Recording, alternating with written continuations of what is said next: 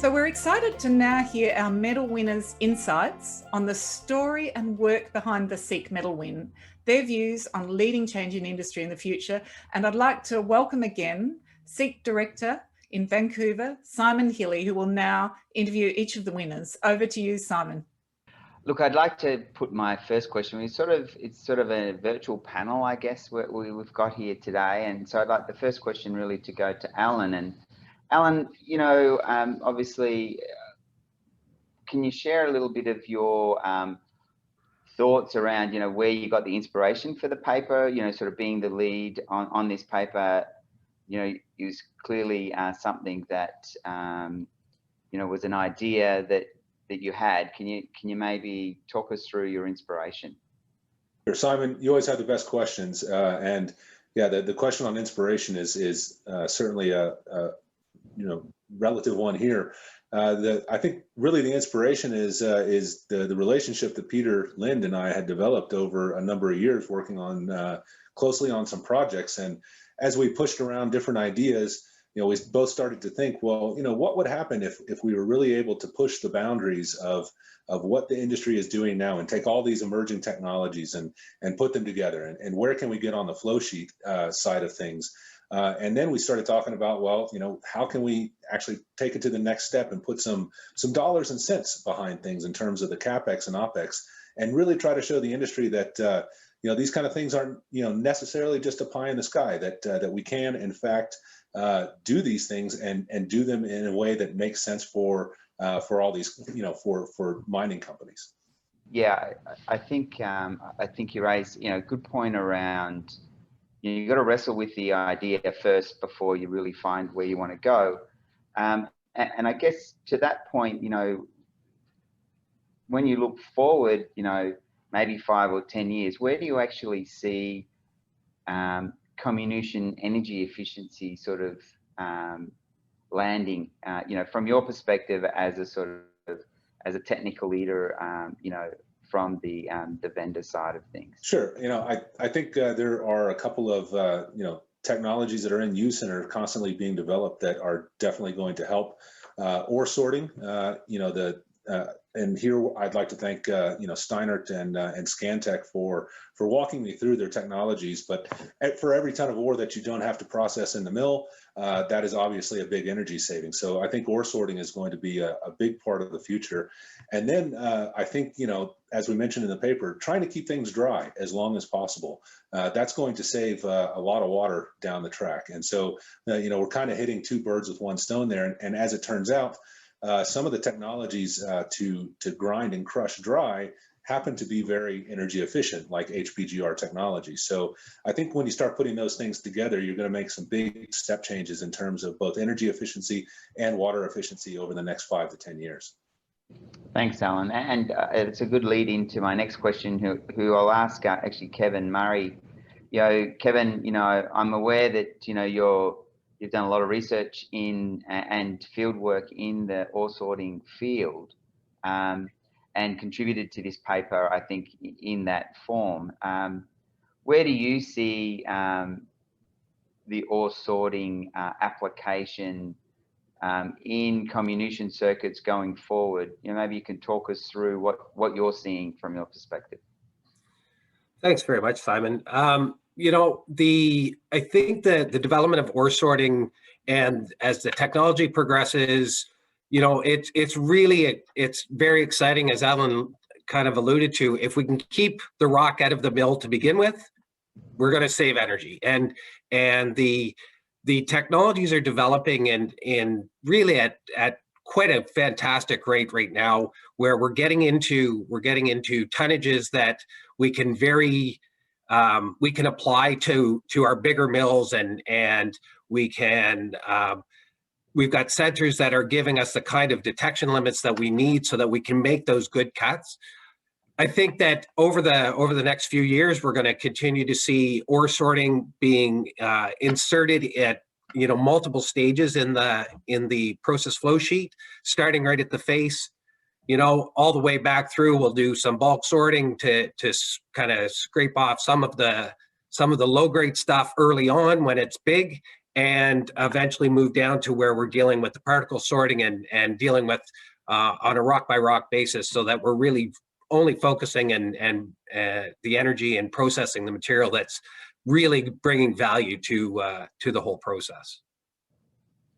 So just I guess an expansion question on that. Then, what do you see as the fundamental roadblock for technological breakthrough required in ore sorting in order to move it to be commonplace in our processing flow sheets in the future? Probably we've got it. There are a couple of situations. Ore sorting is a tool. It's like any tool. You can't use it everywhere. On the kind of at the bulk sorting end, I think we still have some technological challenges around the mechanical aspect of actually doing the sorting. Simply being able to separate large or small tonnages from very large streams quickly and efficiently is a challenge.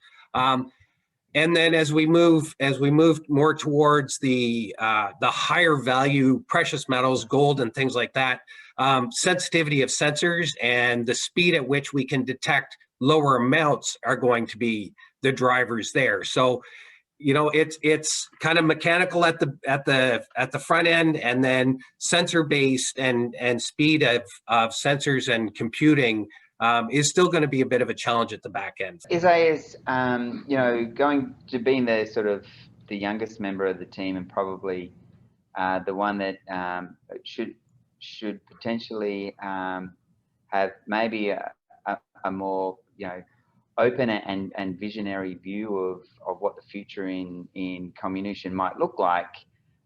Maybe you can share with us, what's your vision for comminution in 10 and 20 years down the road?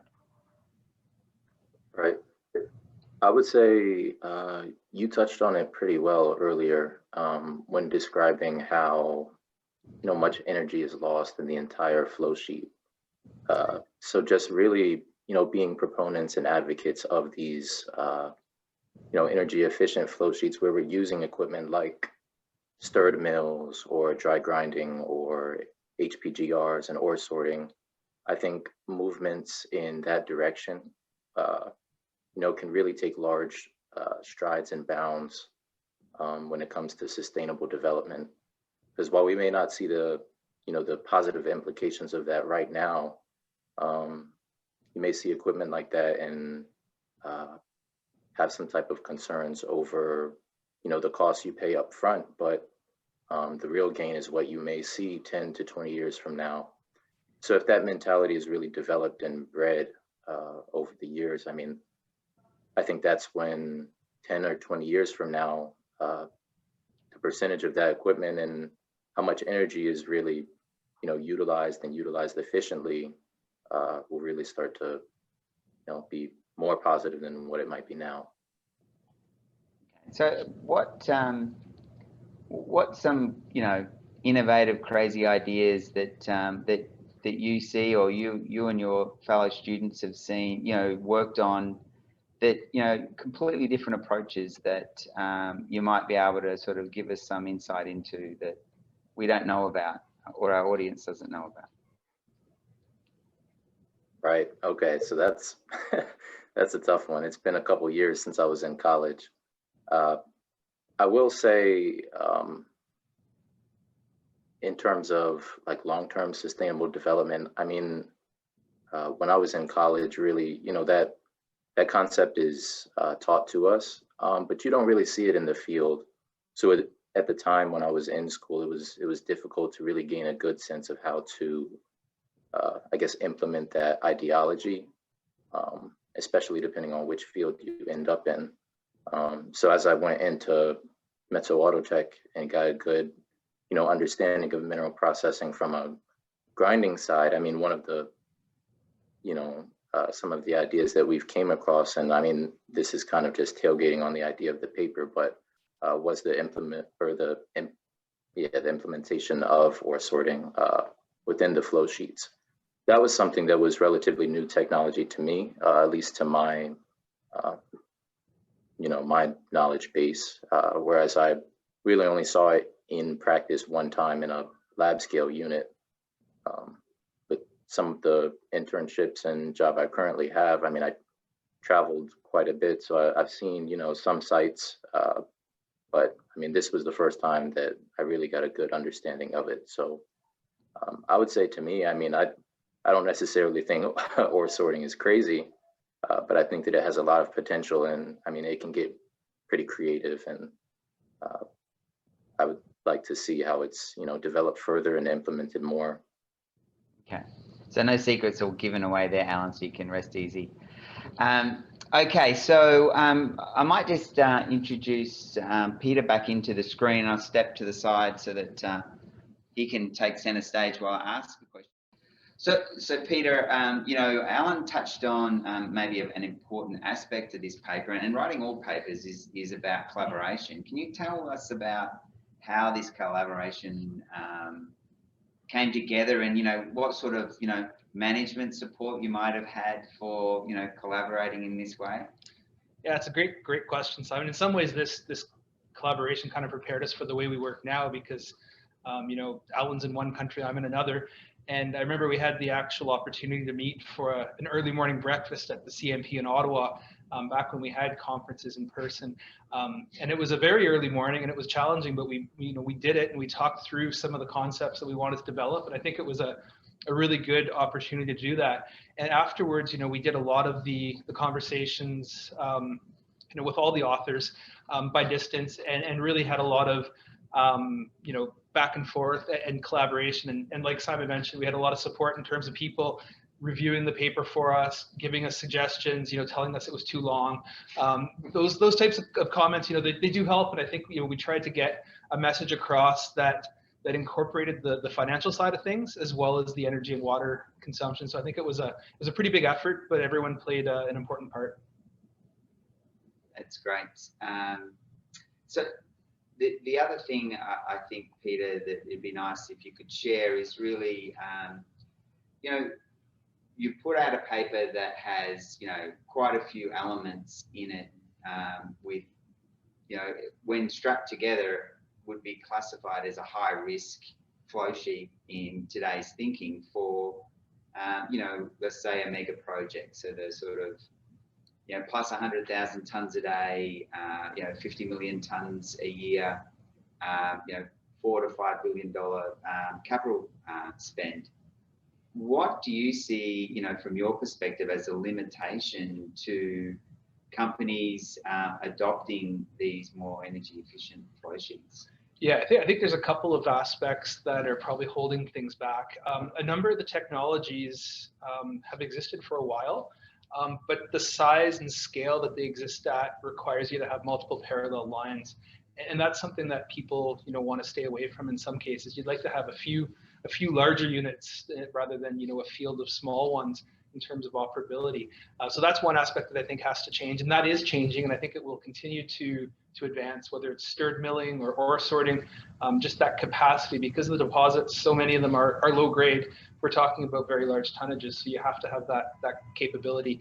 The other thing I think we're going to see a lot more of is that incremental building into flow sheets. So, someone's going to do this, someone's going to be a first mover, and everyone's going to follow. That's typically what happens in mining.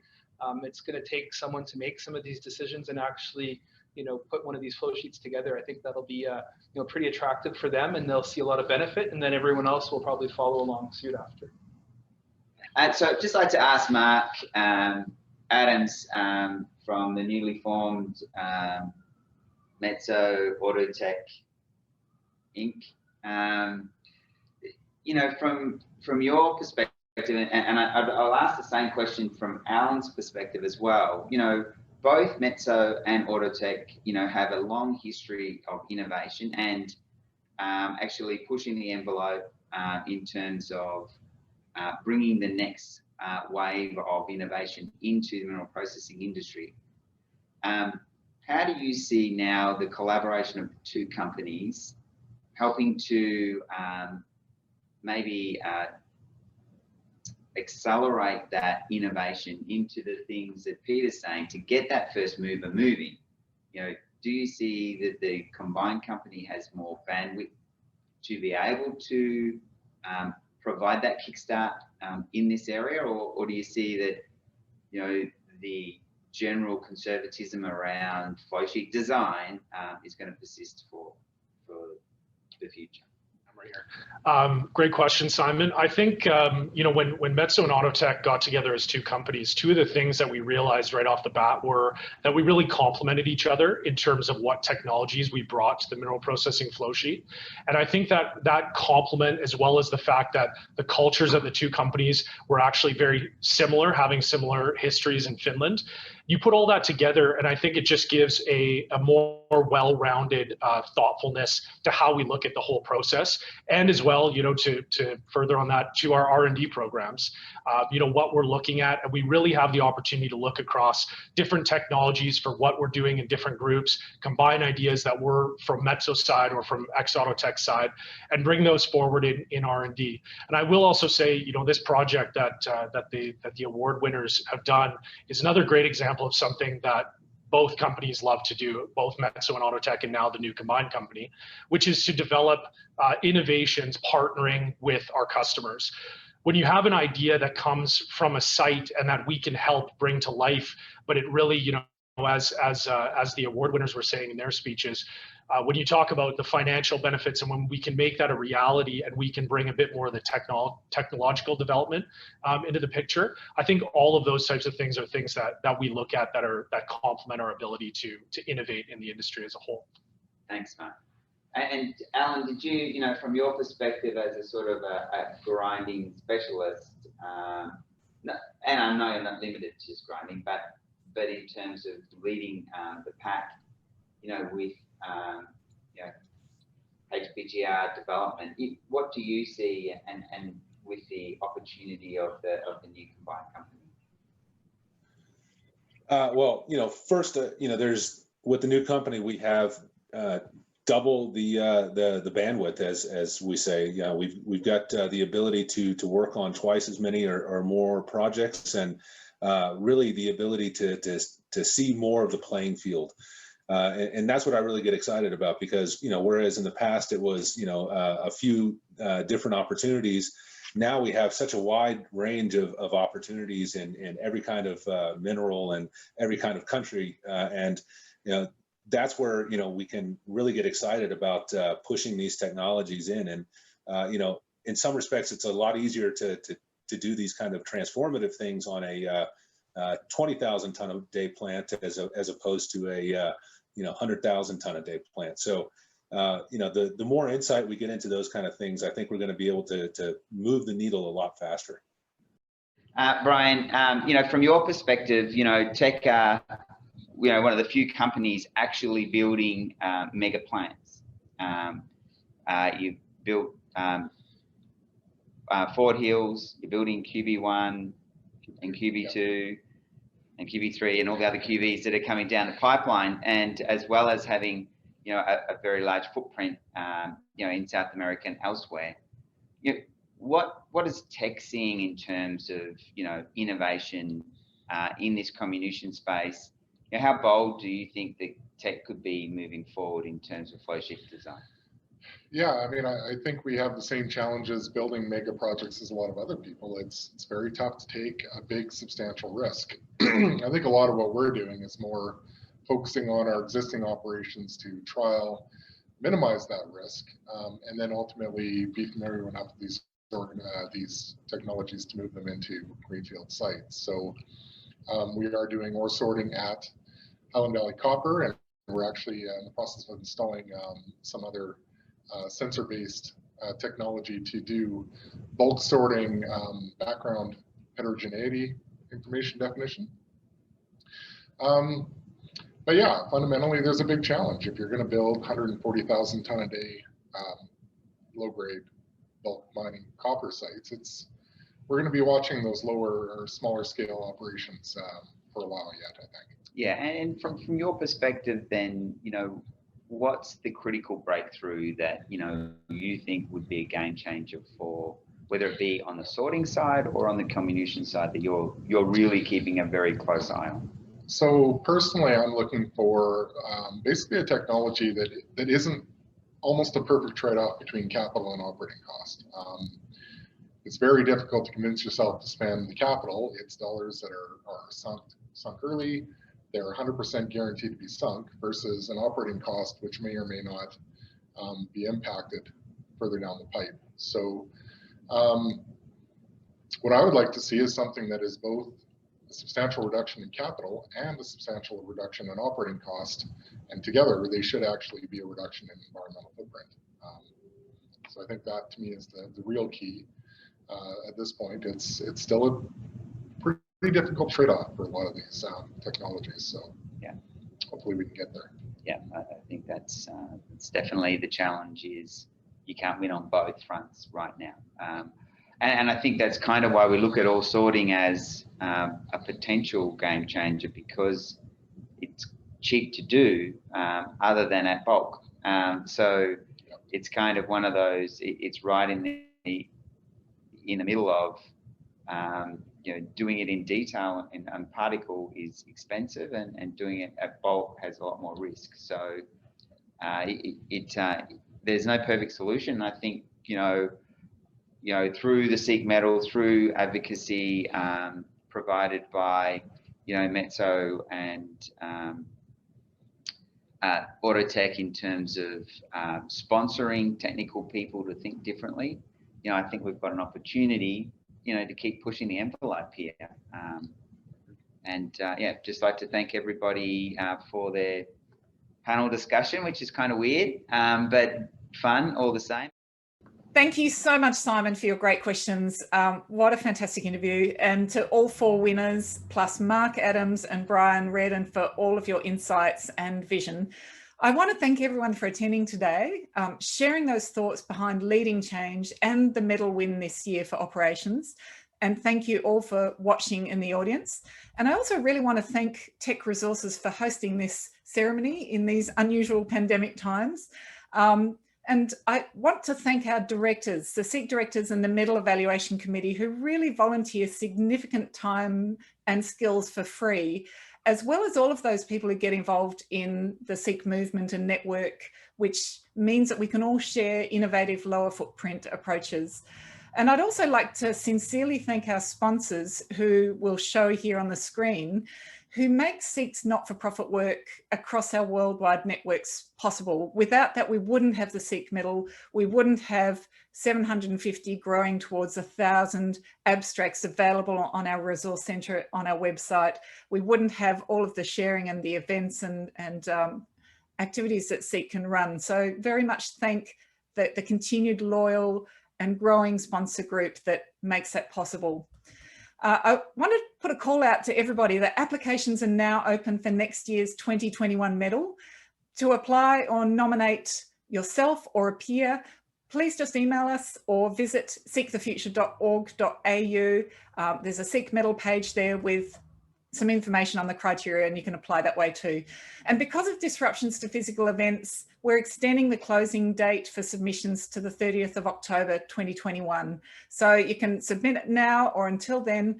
And I really encourage you to think, if you've got any papers that you come across or articles or advances that you think are really high impact and really great work, submit them to us.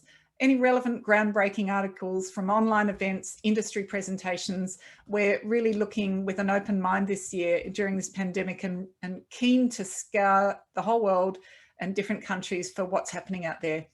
You can nominate your own work or your colleagues' work across industry for this year's medal, and that in itself is a great way to contribute. We want to hear stories of success. Everyone benefits. It helps lead important changes in our industry, and winners and outstanding shortlisted nominations receive that global recognition as contributors to energy and eco-efficient comminution and processing. And that enhances the opportunities from all of those people who do contribute for future collaboration and industry action to accelerate.